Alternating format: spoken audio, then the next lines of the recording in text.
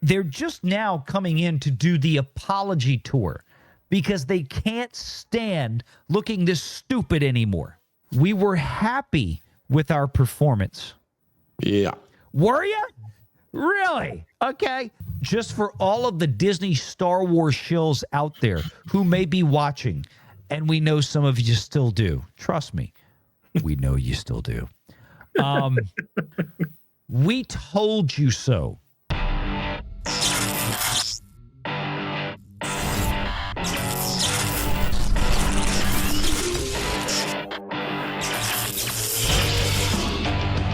Renegade Online.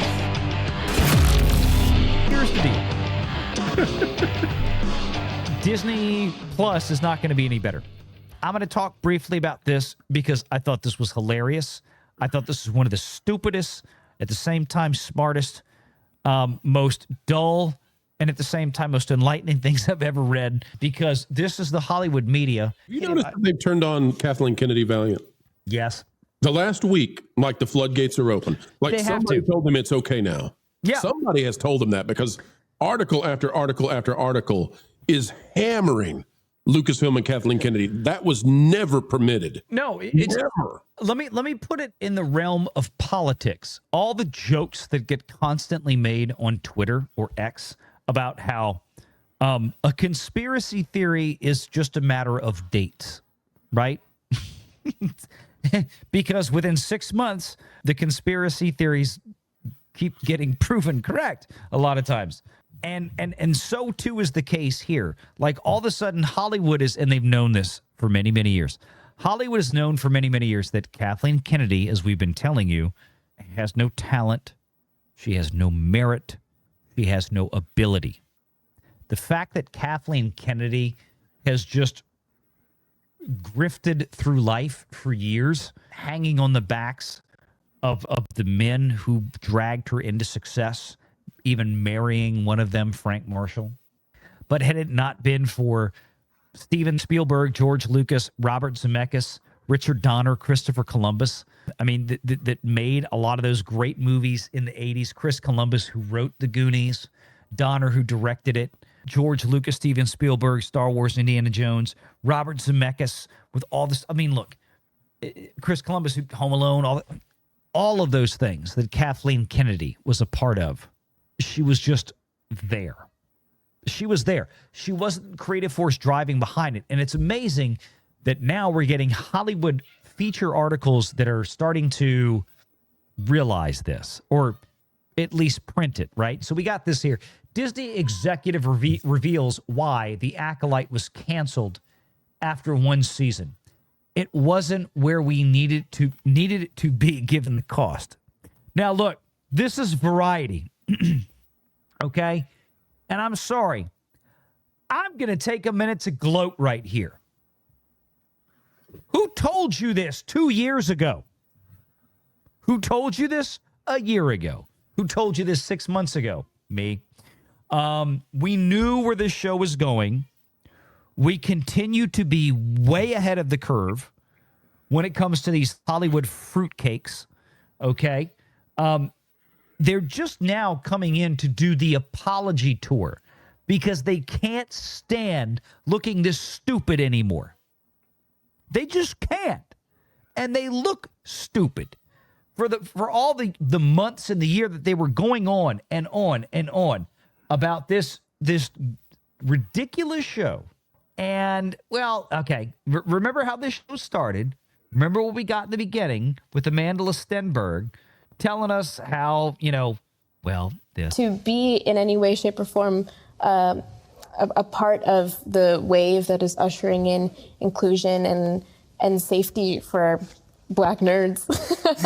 it's my dream come true. Let's go into this article because this is from not just anybody at Disney. This is from executive co-chair of the Disney studio system, Alan Bergman, right? The counterpart to Dana Walden, who runs the television side. Okay, Kamala Harris's bestie. Let me say this though, Valiant. This is interesting because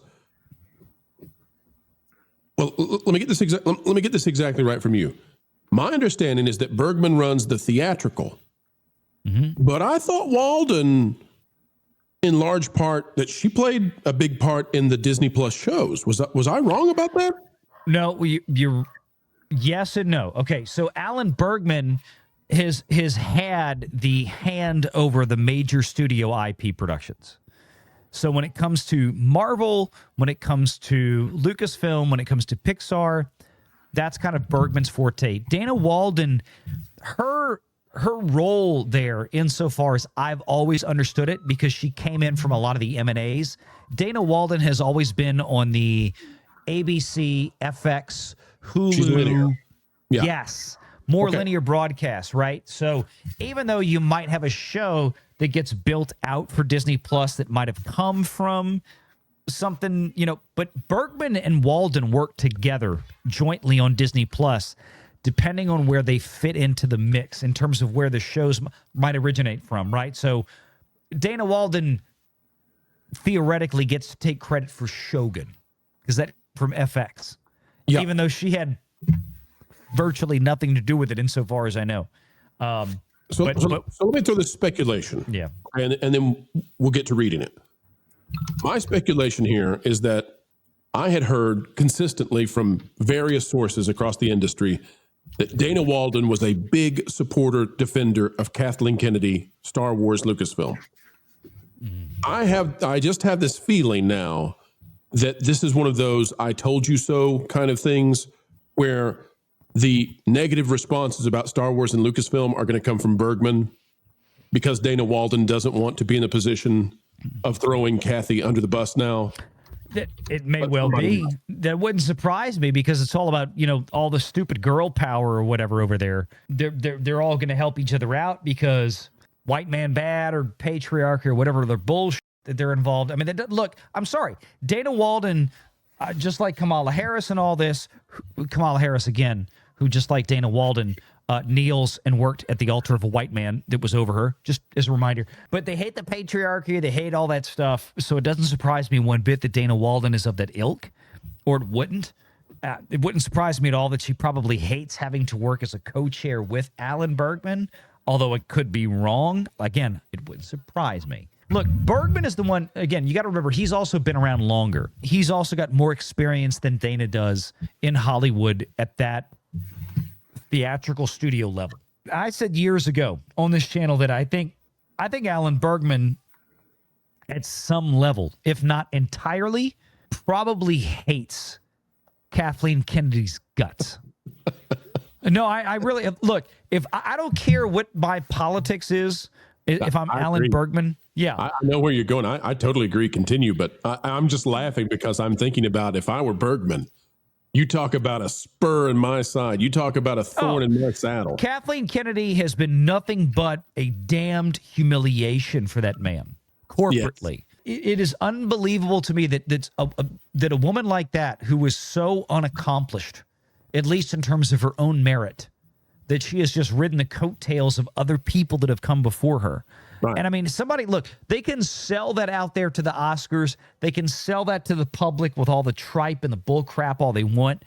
But the reality is, inside Hollywood, when the thing that everybody knows that they can't say out loud that often without consequence is that she's really about as useless as a week-old cow pie, okay?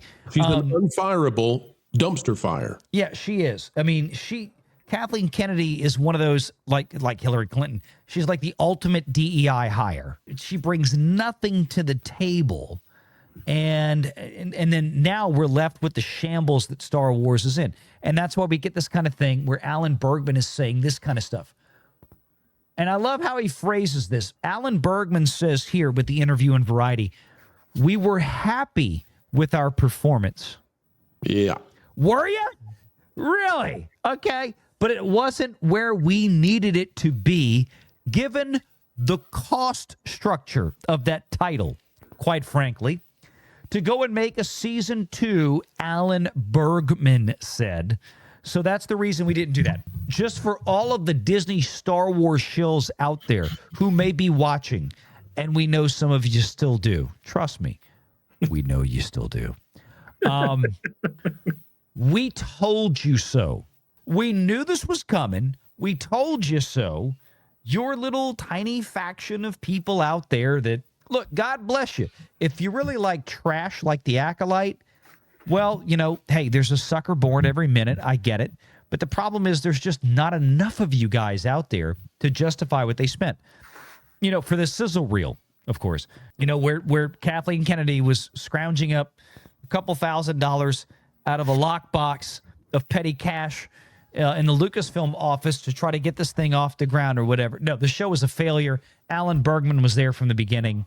Everybody at Disney was involved from the beginning, and the show was a disaster, and this is where it is. Upon the series cancellation, the Acolyte lead, Amanda Stenberg, posted an 8.5-minute video to her Instagram saying she was unsurprised that Disney didn't renew it following the aggressive online backlash surrounding the show's female-driven story and queer undertones. I'm sorry. Again, because we need to stop being retarded about this, Star Wars is still a male-dominated franchise, and the guys that are watching or that would like to go back to watching Star Wars are not interested in queer storylines.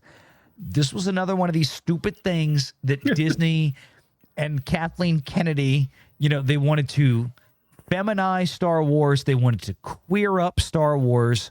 People have had enough of it.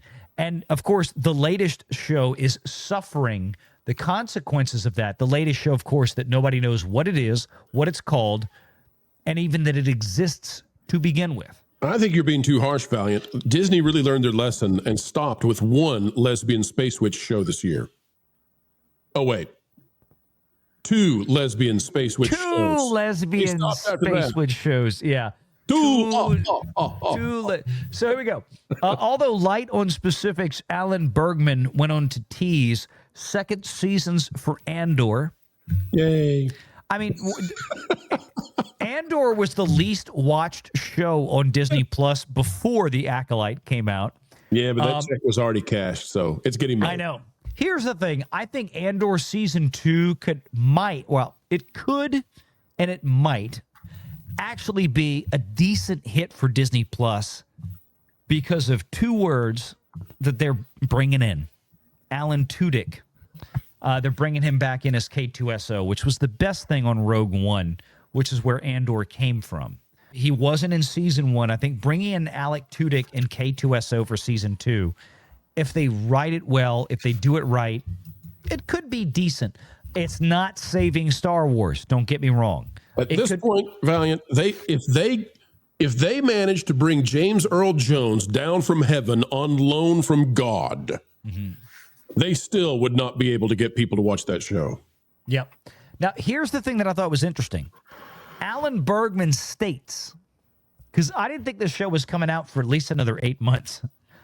In terms of what's coming up, we have Andor, season 2, which we're really excited about. It's excellent. I've watched all the episodes. So these things are done and in the can. I'm a little shocked. And it is a fantastic season. And then we have Ahsoka season 2, which Dave Filoni is leading. I'll leave it there. Yippee-ki-yay, mother blankers. Yeah, I mean, the first season of Ahsoka was less than fun. It was like watching my grandmother, who's been dead for 2 decades, waddle down the church aisle with a walker and a cane.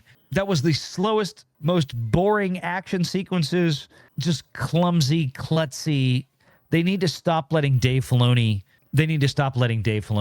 just do things over there. They really do. Put him back in the cartoons. That's where he belongs. He's a cartoon guy. Cartoons, that's cartoons. It. Yep. He cannot do live action. Dave Filoni is absolutely abysmal at live action. There's a number, then we're looking at a number of other additional series that are in development. We'll see what we decide to do. As I said earlier, they have to be great. I'm like, okay, well, missed the mark on that. Make sure you're subscribed to Valiant Renegade and join us every Sunday at 6 p.m. Eastern for the live show.